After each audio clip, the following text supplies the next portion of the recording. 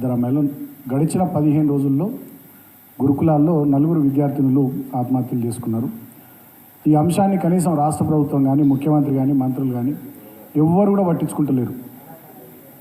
4 విద్యార్థుల ప్రాణాలు వాళ్ళు ఆత్మహత్యలు చేసుకొని బలైపోతే అసలు వీటికి కారణమేంది, దీని వెనుక ఎవరున్నారు? వాళ్ళ విద్యార్థుల తల్లిదండ్రులు ఆందోళన చేసినారు, వివిధ రాజకీయ పార్టీలు, ప్రజా సంఘాలు ఆందోళనలు చేసినాయి. అయినప్పటికీ కూడా ఇప్పటి వరకు ఈ అంశానికి సంబంధించి ముఖ్యమంత్రి గారు ఒక్క మాట కూడా మాట్లాడకపోవడం నిజంగా చాలా బాధాకరం. ముఖ్యమంత్రి రాష్ట్రంలో ఇటువంటి సంఘటనలు జరుగుతూ ఉంటే ఆయననేమో ఢిల్లీ పెద్దలను కలవడానికి ఢిల్లీ టూర్లలో ప్రత్యేక విమానాలలో ప్రజాధనాన్ని దుర్వినియోగం చేసుకుంటూ ఢిల్లీకి చక్కర్లు కొట్టే పనిలో బిజీగా ఉండడం నిజంగా చాలా బాధాకరం. అదేవిధంగా గడిచిన కొన్ని రోజులుగా రాష్ట్రంలో పరిణామాలు గమనిస్తే ఎన్నికల సందర్భంలో వీళ్ళు ఇచ్చినటువంటి హామీలు అమలు చేసే ఉద్దేశం ఏమాత్రం వాళ్ళకి లేదన్నట్టుగా అర్థమవుతూ ఉంది. వాళ్ళు ఇచ్చినటువంటి 420 హామీలు కానీ 6 గ్యారంటీలు కానీ వాటిలో ఇప్పటి వరకు అమలులోకి తీసుకొచ్చింది కేవలం ఒకటి ఉచిత బస్సు. మహిళలకు ఉచిత బస్సు అన్నారు, మీదికి కూడా మహిళలకు ఉచిత బస్సు ప్రయాణం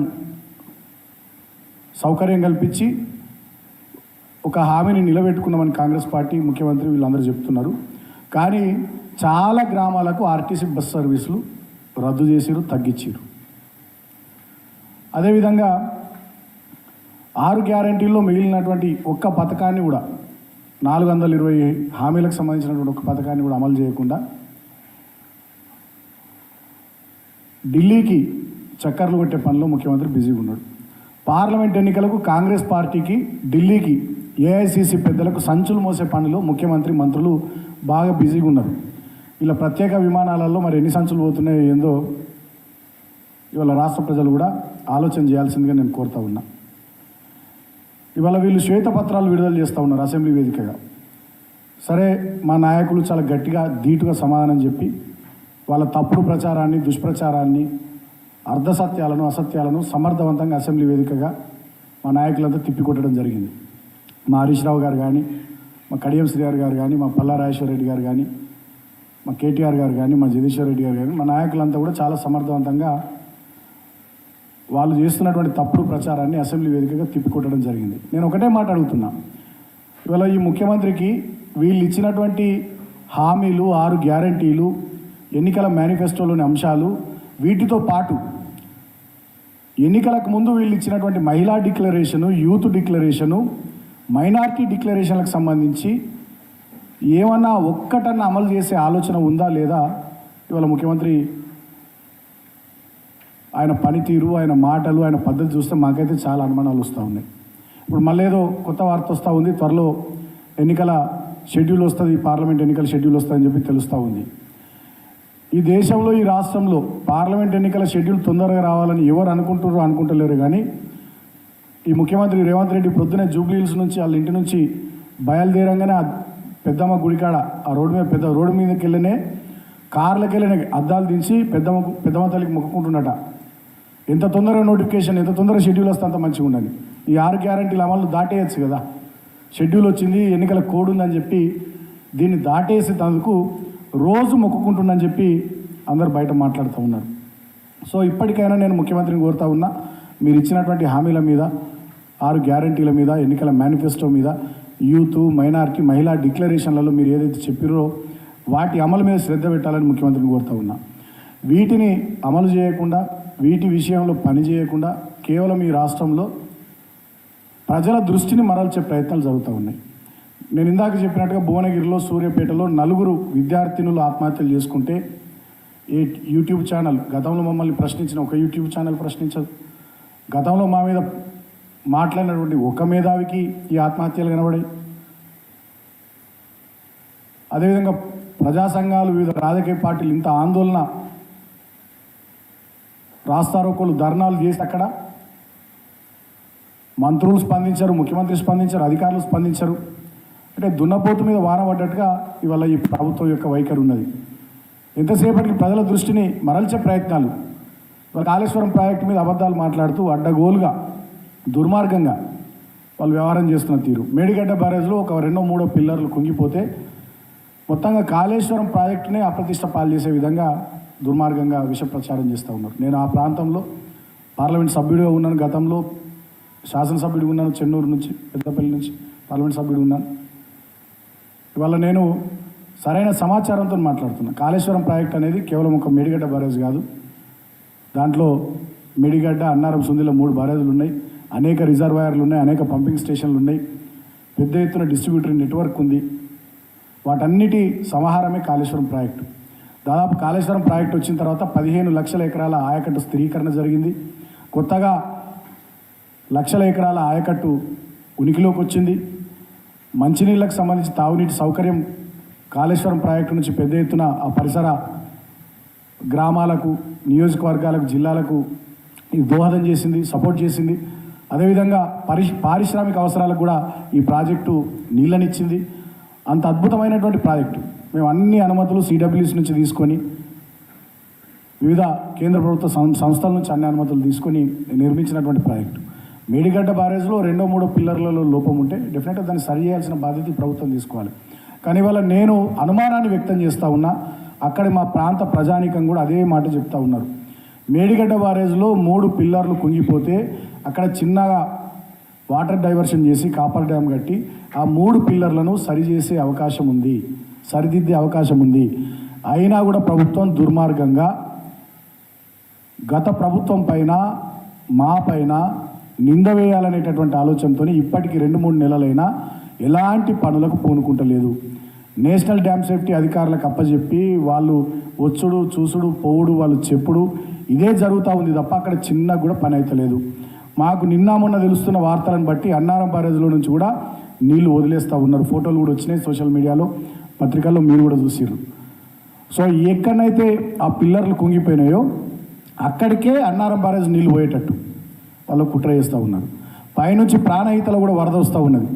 ఆ నీళ్ళు కూడా ఆ కుంగిపోయిన పిల్లర్ల దగ్గరికి పోయే కుట్ర చేస్తూ ఉన్నారు. అంటే ఇక వాళ్ళకు వర్షాకాలం సీజన్ వచ్చేంత వరకు ఈ పనులు చేయాలనేటటువంటి ఆలోచన లేనట్టుగా స్పష్టంగా అర్థమవుతున్నది. వర్షాకాలంలో ఇటు గోదావరిలో, అటు ప్రాణహితలో లక్షల క్యూసెక్ల వరద వస్తుంది. ఒక్కొక్కసారి 20 లక్షల క్యూసెక్ల వరద వస్తుంది. అంటే అంత పెద్ద ఎత్తున వరద వచ్చి ఇంకా మిగతా పిల్లర్లు కుంగిపోయి ఆ మేడిగడ్డ బ్యారేజ్కి ఏమైనా జరగాలి, తద్వారా గత ప్రభుత్వాన్ని బదనాం చేయాలనేటటువంటి ఒక కుట్రపూరితమైనటువంటి ఆలోచన ఈ ముఖ్యమంత్రి దగ్గర ఉన్నట్టుగా మాకు స్పష్టంగా అర్థమవుతూ ఉంది. అదర్వైజ్ వీళ్ళకి అటువంటి ఆలోచన లేకపోతే ఇప్పటికీ అక్కడ పునరుద్ధరణ పనులు మొదలు పెట్టాలి.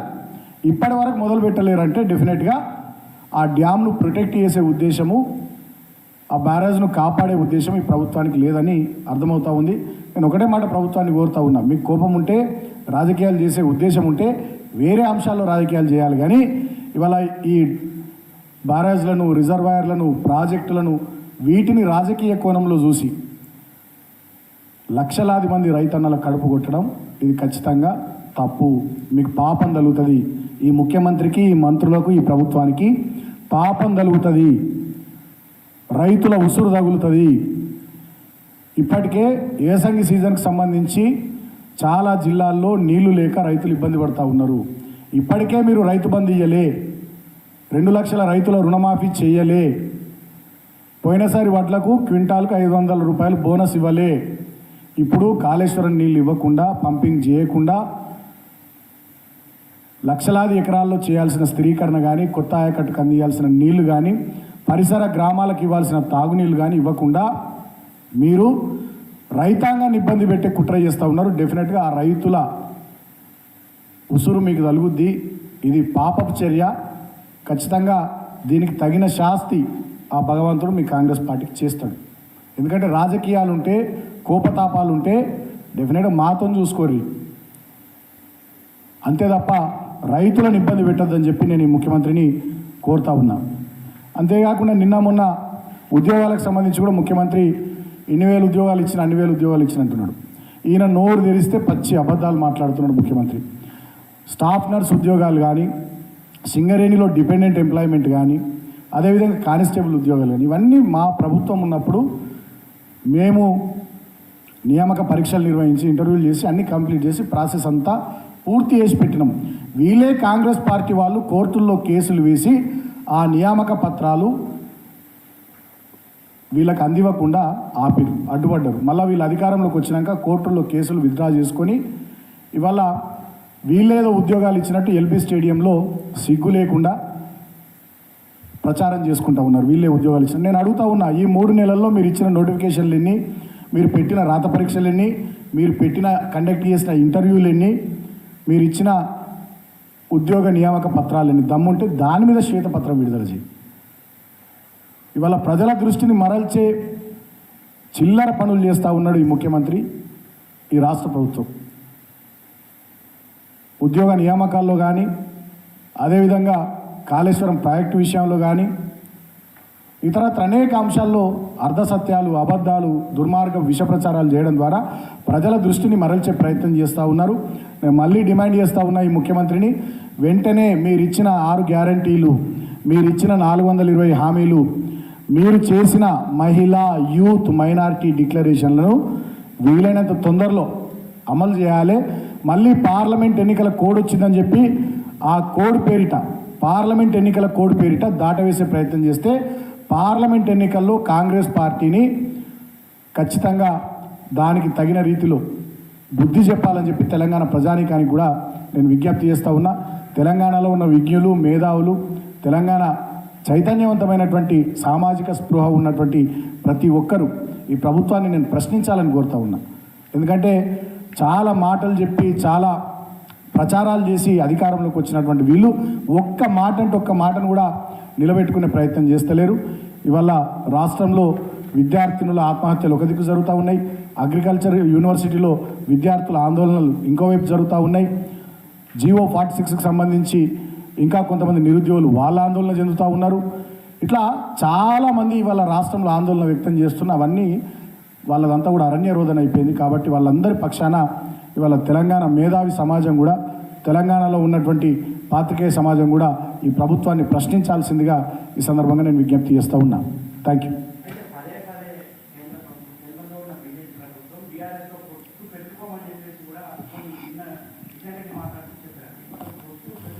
అసలు కిషన్ రెడ్డితోని ఎవరన్నారు మేము పొత్తు పెట్టుకుంటామని అన్నామా? బీజేపీతో మేము పొత్తు పెట్టుకుంటామని చెప్పినామా? కిషన్ రెడ్డితో ఎవరన్నా మేము అన్నామా? బీజేపీ నాయకులతో మేము పొత్తు పెట్టుకుంటామని అన్నామా? వాళ్ళు ఎందుకు అంత ఎగిరి పడుతున్నారు? నేను బండి సంజయ్ మాట్లాడతాడు, లక్ష్మణ్ మాట్లాడతాడు, ఇందాకేదో మీరు అంటూ కిషన్ రెడ్డి మాట్లాడతాడు. ఎవరన్నారు బీజేపీతో పొత్తు పెట్టుకుంటామని? మాదొక సెక్యులర్ పార్టీ, బీఆర్ఎస్ పార్టీ. డెఫినెట్గా మా కేసీఆర్ గారు సెక్యులర్ నాయకుడు. బీఆర్ఎస్ పార్టీతో పొత్తు పెట్టుకుంటామని ఎవరన్నారు? వాళ్ళేదో మీడియాకి లీకులు ఇస్తున్నారు, వాళ్ళే పేపర్లలో రాపిస్తున్నారు, మళ్ళీ వాళ్ళే ప్రెస్ మీట్లలో వచ్చి పొత్తు ప్రసక్తి లేదంటున్నారు. ఎవరు పెట్టుకుంటామన్నారు పొత్తు మీతోని?